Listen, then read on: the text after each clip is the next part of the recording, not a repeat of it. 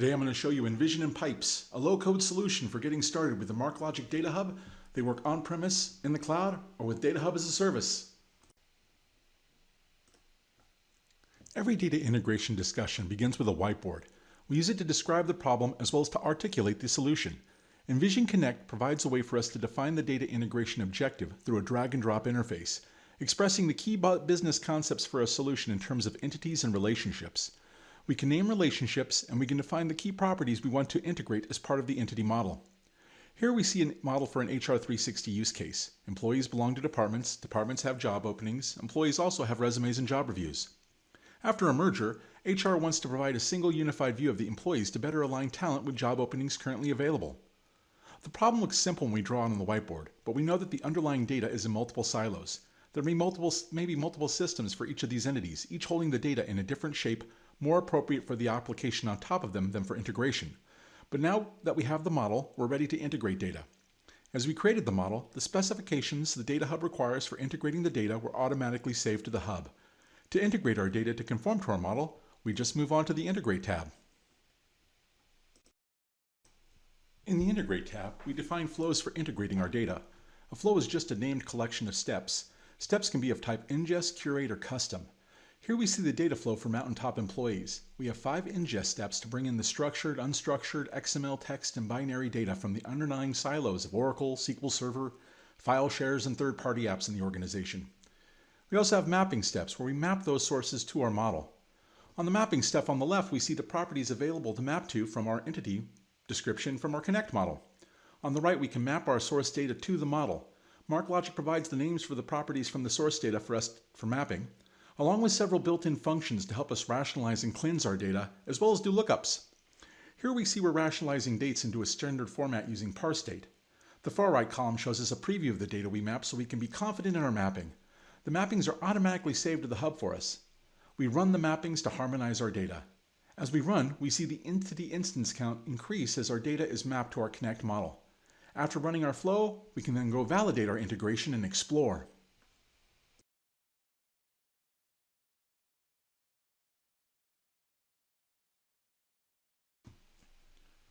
We open Explore for a view into our Data Hub, and the first thing we notice is our data now looks exactly like our model. That's simple. Since relationships are a first-class citizen in MarkLogic, we can expand them to follow our noses to see which entities are related to others. Here we see Department 4. Who else belongs to this department? Oh, here are the employees. What job openings are available for this department? Now we know everything related to Department 4. When we click on an entity, we see its harmonized data. We can also go explore its lineage and provenance. As records are processed in our flows, all events that touch a piece of data are recorded, providing an audit trail, so we always know exactly where the data we're looking at came from and how it came to be in its current vision. Of course, if the graph view doesn't make sense, we also have the grid view available. And of course, faceted navigation. Let's take a look at the employees.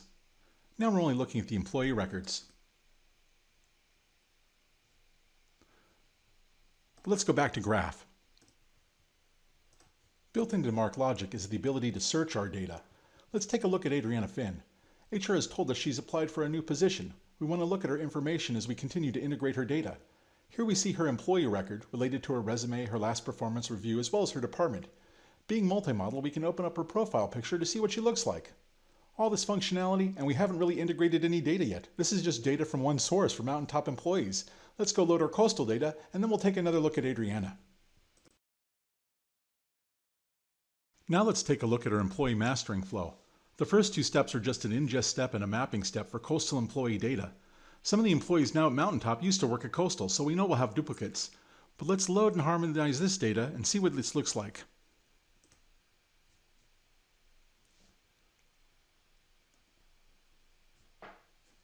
When we go to Explore, we now see 2 Adriana Finns. We have Adriana Finn at coastal.com, some information similar. We have an employee ID and a department ID. We have Adriana Finn at Mountaintop, one with images, one without.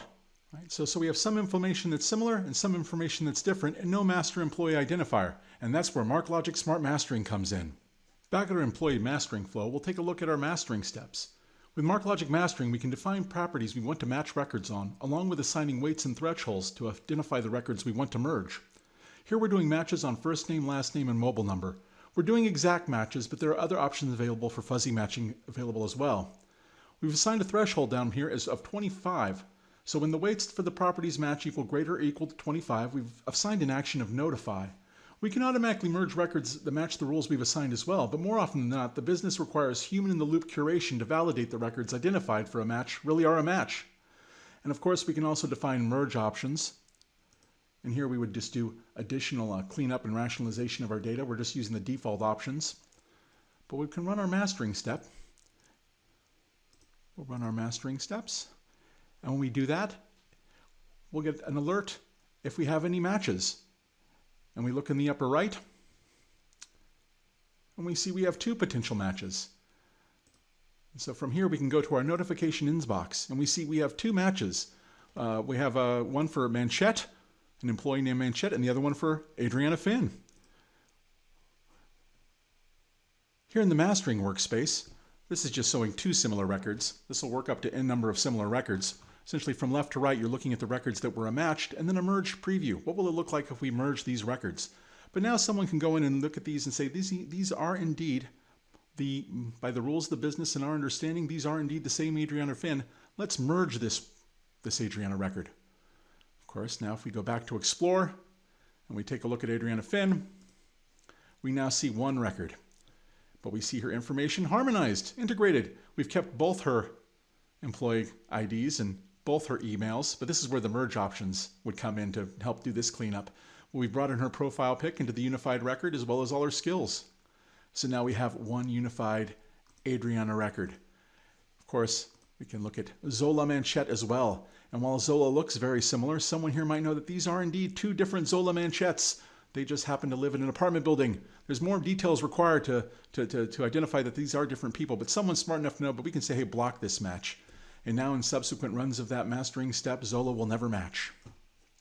Of course, if we ever make the decision that, hey, I've merged this record, and I don't want this record merged anymore, MarkLogic also provides the ability to easily unmerge these records. Right? So we can unmerge Adriana, because what if these are 2 indeed different Adrianas? And of course, we always have the lineage and provenance, so we have all the events that have transpired on these records to get in the current state that they are. Our last flow here is just for coastal employees for their performance evaluations and resumes. We have the ingest steps and the mapping steps. We run those flows, and when we go to Explore, we take a look at Adriana, we see now all her information connected. And we now have all the integrated data for 2 companies, and of course can bring in more. Let's look at one last way we can leverage Envision to enhance these results for the business. In a graph, nodes can be either entities or concepts. In our Connect model, the solid circles are the entities we've defined, and they result in records in the hub after we map our raw data sources to this model. Concepts are part of MarkLogic's graph capabilities and can be created by projecting values from our entity instances out as nodes in the graph. For HR, they want to align applicants to job openings. And we know that job openings have a property focus area detailing a skill required, and employees have a property project skill detailing their area of expertise. When we create a relationship from entity to concept, we can select the property from the entity we wish to project out as a node in our graph. We add this to our model, and no data is touched or reprocessed in the system. All we're doing is taking advantage of MarkLogic's rich, flexible indexing to project values from records as nodes in the graph. And now when we go to Explore, we can expand everything related to the general ledger concept and immediately see what jobs have that requirement and who has the expertise. And we're in business.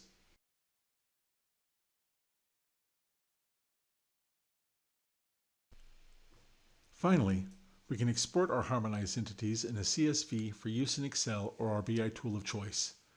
And while we've covered a lot, there are other capabilities in Envision for uploading directly via the Upload tab, applying security in Connect, doing data profiling in Profile, and working in the Node tab with MarkLogic's graph capabilities and semantics directly as well. Often, you'll require a custom step for your flow.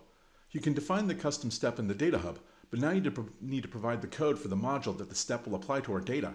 That's where Pipes comes in. Pipes allows us to create our custom code without writing any code. We create our module through a visualization using configuration and drag and drop. When we start, we have a blank canvas with just an input block and an output block. We could map the input to the output, but that's not useful. Usually we want to transform our source data into a shape more appropriate for the entities we've defined in Connect. So we start by defining source blocks. Pipes is smart enough to allow us to define these blocks and their outputs based on the data already loaded in the system. So we just select the data from the collection that we want to sample to create these source blocks, and then we go and select the properties. Here we're collecting, essentially looking at Sonoran employees, the raw data collection, choosing the properties we want to add to our source block, and creating the block.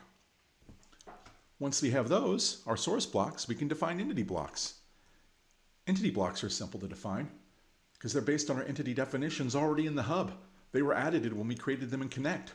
So we have source blocks and we have target blocks. Right? And now we have these available in the library to add to our canvas. And so now we can right-click and we can add a source block.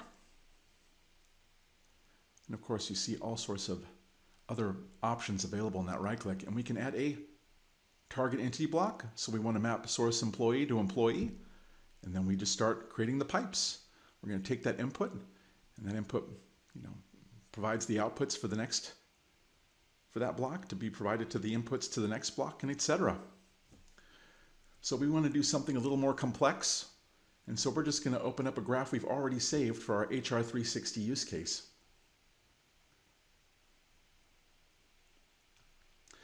And so here we have the input going to our source employee block. But now our source employee block, we take that address ID and we do a lookup. We do a lookup based on other documents in the system. And those are what's going to provide the address information that we map to our target employee. We have a format date block to take that hire date and format it into a shape appropriate to how we want to store it in our entity. We're also doing a concatenation. We wrap it in the end in an envelope. And when we've created our blocks, we can preview our transformation. And so here we're going to take those Sonora employees and we're going to apply our pipes to them to see what the data looks like. And once we've confirmed that this is indeed the output we're looking for based on this transformation, and we did this all through some simple configuration and drag and drop, we can actually save this graph. It's referred to as a graph, but we can save these pipes, and we can actually deploy this module directly to our Data Hub project and directly to our Data Hub.